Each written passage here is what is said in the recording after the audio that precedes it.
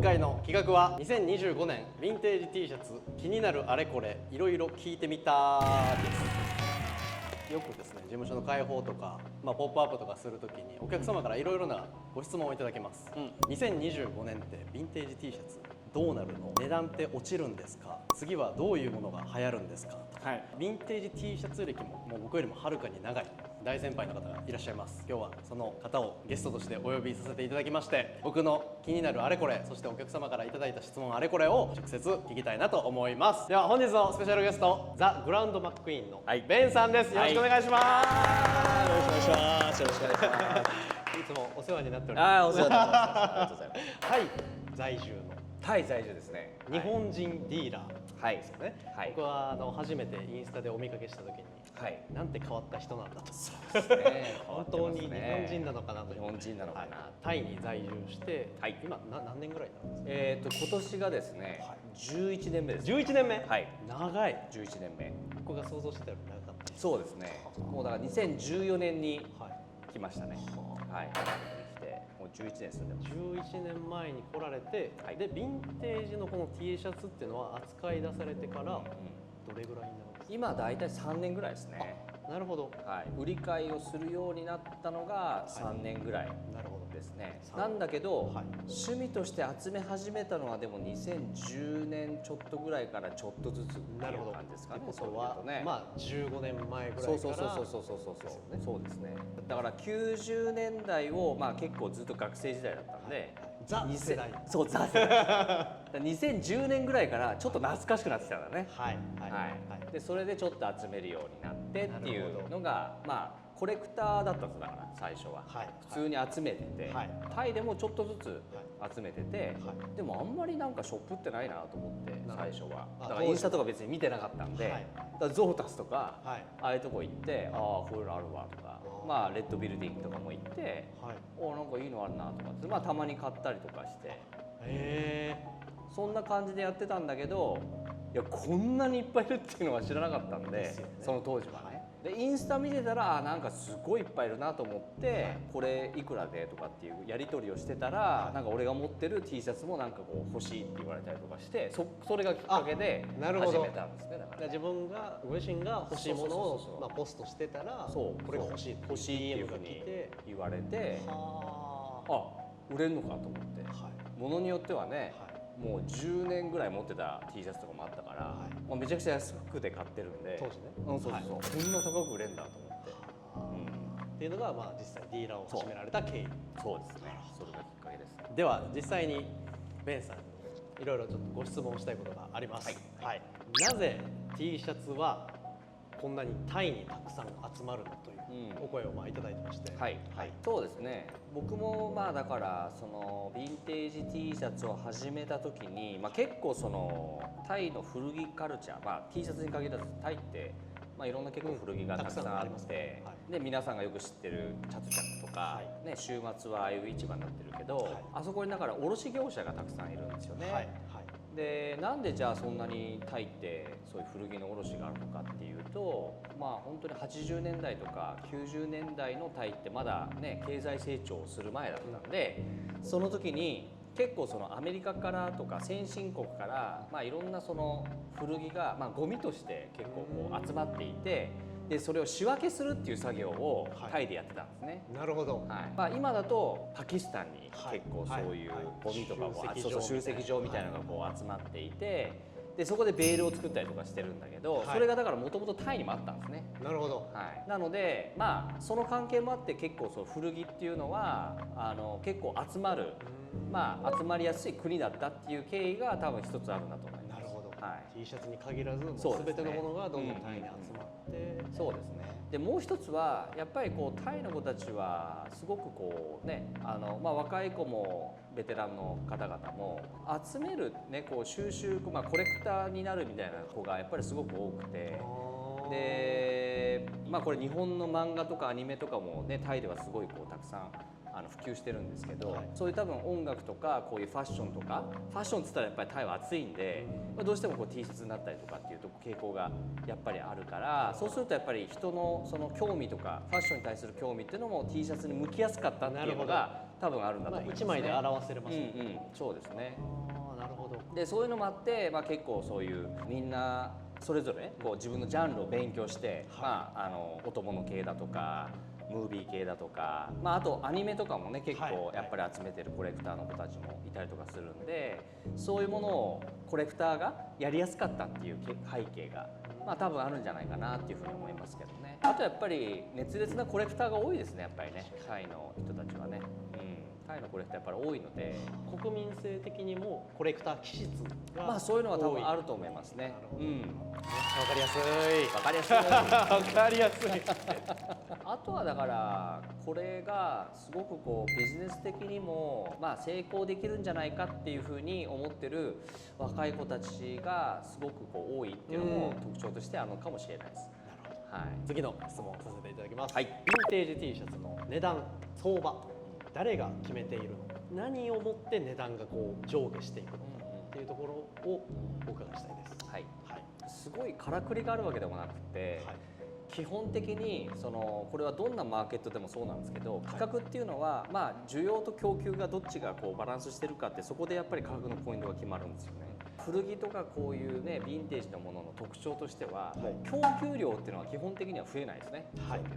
90年代のものがたくさん出てくるわけではないので、なので供給は一定なんですよ。じゃあそれをどれだけ欲しいってみんな思うかによって価格がどんどんこう上下するっていうところが特徴としてありますね。なるほど。なので簡単に言ってしまうと、やっぱりタイの中で誰がどのぐらいの価格で取引をしているか、そのデザインをね、っていうところから価格っていうのは基本的には決まります。でタイの特徴としてはやっぱり日本の古着屋さんがやっぱりたくさんやっぱり来られるので、距離的にもね近いっていうところもあるし、あと物の量がねやっぱり他の国と比べると多いと思います。やっぱりタイは多いので、そういう観点で皆さんやっぱり来る。そうするとじゃあ日本人とか、アメリカ人もねたまに来たりとかするんですけど、そういう外国人の人がやっぱり結構仕入れをして大量にやっぱ買っていくっていう話になってくるので、そういう方々がどういう T シャツをやっぱりこう買うかによってどんどん価格っていうのは、特にね最近だと上がっていく傾向がやっぱりあるかなというふうには思いますね。そういう意味だとね、ヴィンテージ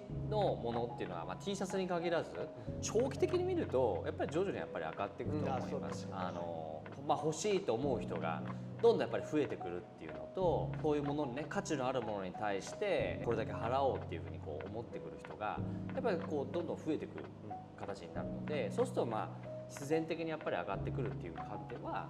ありますね。そういうなるほど。最近でいうと例えばニルバーナのスリーバーがすごいこうちょっと上がってきたりだとか、レッチリがねすごいこう上がってきたりだとかっていうのが1年間だってもうとんでもないぐらい。そうですね。でそのデザインによってはやっぱりこう上がっていってしまうっていうところがやっぱりあって、でそれはやっぱり多くの人が集中して欲しがると、そういう現象がやっぱり発生するっていうことは考えられますね。そういうとね、短期的に集中して。そうですね。 T シャツに関して言うと他の多分ヴィンテージのものと違って世界中誰もが T シャツってやっぱりね季節によってはやっぱ着れるっていうところがあると思うので、あとコレクターがねそもそもいるっていうところがあるから、そうすると必然的にその需要っていうのはやっぱり上がっていってしまうっていう短期的に上がりやすい傾向はあるかもしれないですね。過熱気味なんじゃないかとか、結構そのねバブルなんじゃないかとかって結構皆さん心配する方もいらっしゃると思うんですけど、これ皆さん気になるんじゃないですか？そうですね。多分ね短期的にやっぱり上下する傾向があるんですよ。その T シャツに関して言うと、要するにそのたくさんの人が特定のものを欲しかったりとかするんで、短期的に欲しかったりとかすると、急にやっぱりこう価格が上がっていっちゃうっていうところがあると思うので、一方でじゃあある程度その量がねそういう人たちにこう出回っちゃうと、今度はもうそれ以上買わなくなってきたりとかするので、そうするとまた徐々にこう下がってくるっていう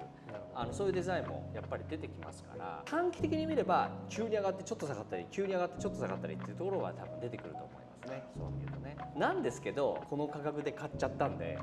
なんか損したんじゃないかとかっていう人いるんですけど、全然多分心配する必要はなくて、中長期で見たら絶対上がります。そういうと一部分だけ切り取ったらその高くなって下がってみたいなことはあるけれども、10年5年10年とかで長い、いやもう絶対それはもう上がっちゃいますね。それだとやっぱりそれだけもう普通のもののやっぱり価格ではなくなってきてる領域に入ってきてるので、1枚の T シャツがね、まあ、数万円したり十数万円したり、もう100万円以上のやっぱりものもあったりとかするので、単純にこのねファッションとして、まあ、着るっていうものだけじゃなくて、やっぱりコレクターがこう集めていきたいっていう風にやっぱりなってくるので、そうすると入ってくるお金の量っていうのもやっぱり変わってきますから、そういう意味で言うともう中長期にやっぱりどうしても、上がってくるっていう風にはなると思うので、そこまで心配する必要はないかなというふうには思います。次の質問参ります。この質問が正直今一番多いです。今後人気になるだろうバンド、もしくはジャンルっていうのは何なんですかっていう声をよくいただきます。なるほど、はい。まあグループでいうと2つかなと思ってます、はい、そういう意味で言うと、はい、で1つは昨年ですね、レッチリが上がりましたね、はい、バンドという意味でね、はい、その全般的にバンドという意味でレッチリがすごく上がった。バンティって皆さん多分イメージ的にはやっぱりこういわゆるグランジ系、まあオルタナティブって言われるね、はい、そのジャンルのバンドですね、まあ、ニルバーナ筆頭にしてそこがこうどんどんこう皆さん欲しがるっていう傾向がやっぱ強かったと思います、はい、この傾向は多分変わらないと思ってます。ここ数年、特に今年って見たらまだ全然その流れは多分踏襲されると思っていて、じゃあいわゆるグランジ系のバンド、オルタナの中のバンドで何がこう上がってくるかっていうところだと思うんですよ。確かに上がってるんですけど、おそらく僕の中では次来るのはサウンドガーデンとアリス・イン・チェーンズは僕は絶対上がってくると思います。なんでかっていうと、皆さん多分ニルバーナ聴いたりとか音楽をね、ちょっとやっぱりこうもうちょっと知っていこうかなっていう人がちょっと増えてると思うんですよ。やっぱちょっとあんまり知らなくて、でもニルバーナの T シャツ、まあ、すごくかっこいいから買ってました、でニルバーナの音楽も聴いてました、じゃあ他に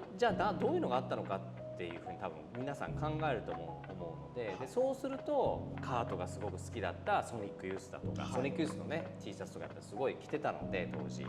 そういうバンドをこう皆さんこう調べていったりだとか、あとはまあサウンドガーデンとかアリスっていうのはもう80年代、まあ、90年代初頭ぐらいからやっぱり活動してたバンドなので、その辺りのこう歴史とかも少しちょっとこう皆さんを掘り下げていくんじゃないかなと思うんですよ。でそうすると今までもまあ高かった、まあ、サウンドガーデンのものはやっぱりもうちょっと上がってくると思うし、あと底上げがやっぱり結構発生してくるんじゃないかなっていう気もしますね。そういうとね。あとデザイン的にもやっぱりいいものが多かったりとかするので、そうですね。これもねサウンドガーデンですけど、まあこれはねもうブラックホールさんはねすごいもう有名で、もともと高いですけど。他のものも多分もうちょっと評価されて、ちょっと徐々にこう上がってくるっていう傾向がやっぱり続くんじゃないかなっていう気はしますね。そういうのね。はい、でもう一つのジャンルでいうと、もうこれは今日本というよりかはちょっとグローバル、特にアメリカで今もうすごい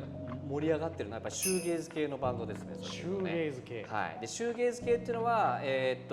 まあ一番わかりやすい今ライドがすごいやっぱりこう人気があって。まあ、ライドとかね、マイ・ブラディ・バレンタインだとかスローダイブだとか、そういうバンドの T シャツって結構このまあ面のいいというか、ちょっとねこう特徴的なアート的なものがやっぱり結構多かったりとかするので、ああいうものは皆さんやっぱり日本人がいろんなねこうファッションとか合わせるのもすごくこう合わせやすかったりとかするので、そういう観点ですごいこうやっぱり上がってくる可能性っていうのはありますし、まあ、特にもう今アメリカでもすごいちょっと高騰してるんで、もう始まっているすでに始まってます、はい、なのでそれにつられて日本の方もやっぱりこうすごいこう、興味を持っていくんじゃないかなというふうには、思いますので、そういう意味でもやっぱりコレクターの方はもうどんどん投資していくでしょうね。そういうとね、そういうものにもやっぱりこう、目が向いていくんで、そうするとどんどん上がってくると思います。はい、今僕が最近感じてたことをものすごく明確に言語化していただいたんで、すごく自分の中ですっきりしました。ああ、よかったで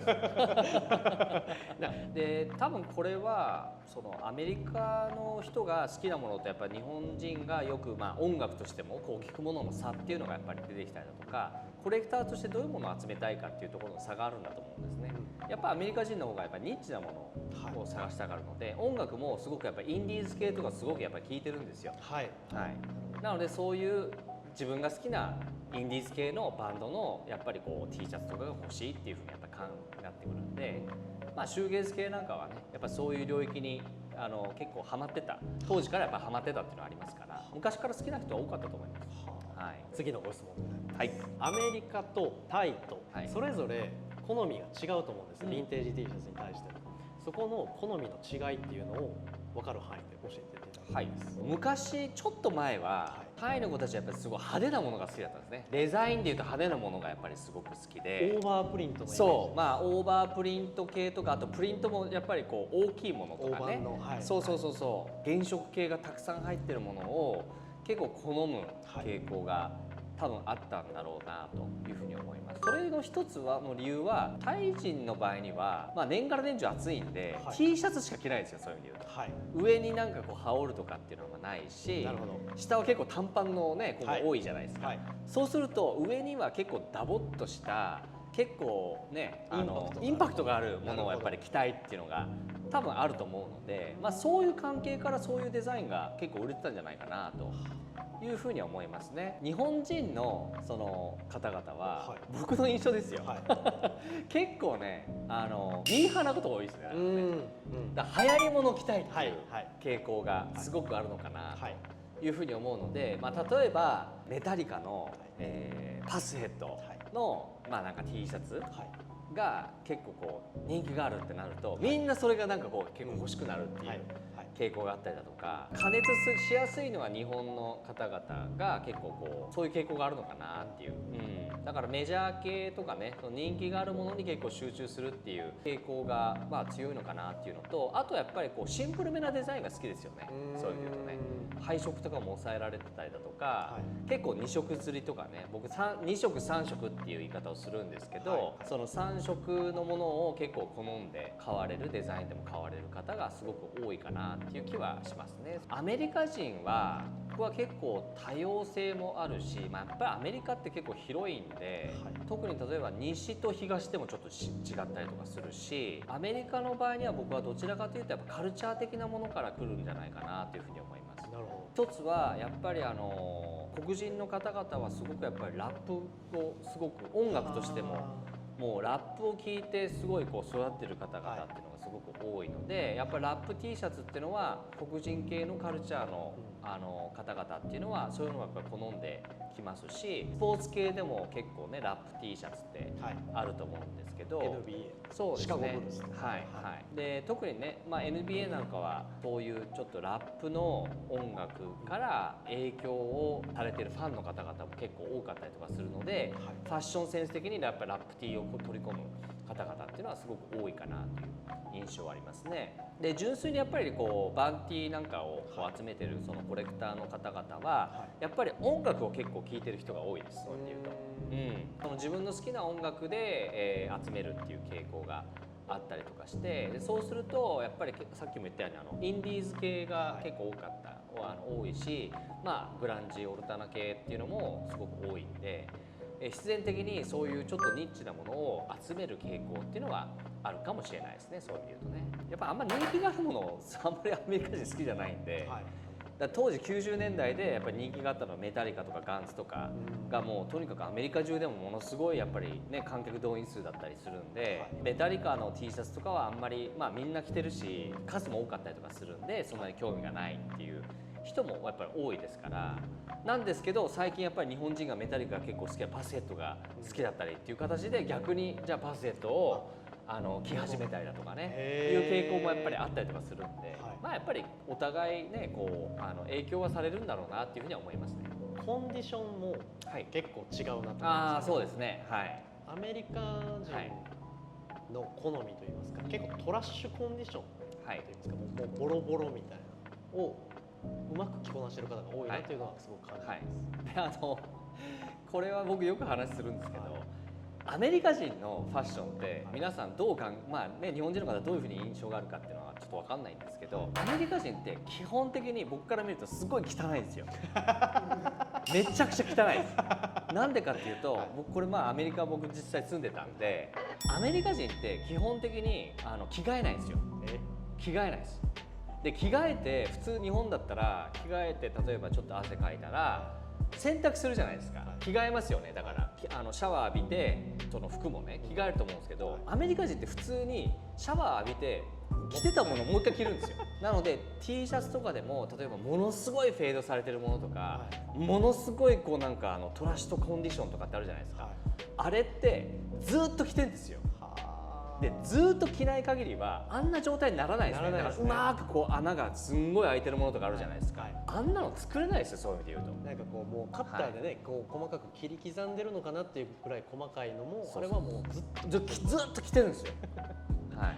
だからデニムとかもそうですね。だから当時のそのねヴィンテージのデニムとかでもすごいやっぱりコンディションのものだと思うんですけど、ああいうのってもうずっともう365日着てるとかそのぐらいの勢いじゃないとあんな風にならないんで、はい、本当のヴィンテージだからアメリカ人のファッションがやっぱりしたいんだとする、まあそういうのをねこう取り込みたいって思うんだとすると、どちらかというとそういう雰囲気があるものを僕は選ぶっていうのが本当のアメリカ人がやっぱり着ていたものっていう形になるので、あんまりそのね綺麗なものとかレッドストックってやっぱり日本人はね結構綺麗なものやっぱり好きなんで、まあそういうものも僕はいいと思いますけど、やっぱりそういう違うものもね同じ T シャツでも全然違うコンディションのものを集めて、でそれをファッションとして取り入れる、これももう全然僕は逆にそっちの方がヴィンテージっぽいんで、いいんじゃないかなっていうふうに思いますけどね。はい、タイ人は逆にデッドストックコンディションっていう、タイ人はやっぱり好きですね。タイ人もデッドストック大好きですし、なんかこう真っ黒に色が残ってるものほど高く取り綺麗、結構綺麗好きですよ、タイ人はね。でタイの人たちって結構生活習慣でもやっぱり1日に2回ぐらいやっぱりシャワー浴びたりとかするんで、そうですね。なので綺麗なものをやっぱり着たいっていうふうにやっぱり思ってるし、清潔感っていうのは日本人と同じぐらいの感覚なんじゃないかなっていうふうに思いますので、だから T シャツもそういうものをいい状態のものを選ぶ傾向っていうのは強かったですね、そういう意味で言うとね。最近ですかね、やっぱりね結構そういういろんなヴィンテージコンディションとか、同じ T シャツでコンディション違いを買いたいとかっていう人がやっぱ増えてきてる傾向はあると思います。日本とタイはじゃあ似ていると、結構似てると思いますね。だから古着屋さんからしてみたら買いやすいんでしょうね、そういう意味で言うとね。はい、たくさんの国の違いがそうですね、分かりやすく、よく分かりました。はい、ありがとうございます。何時間でもできそうだね。いやすごい。まで50分。すごいね。すごい。編集大変だよこれ。いや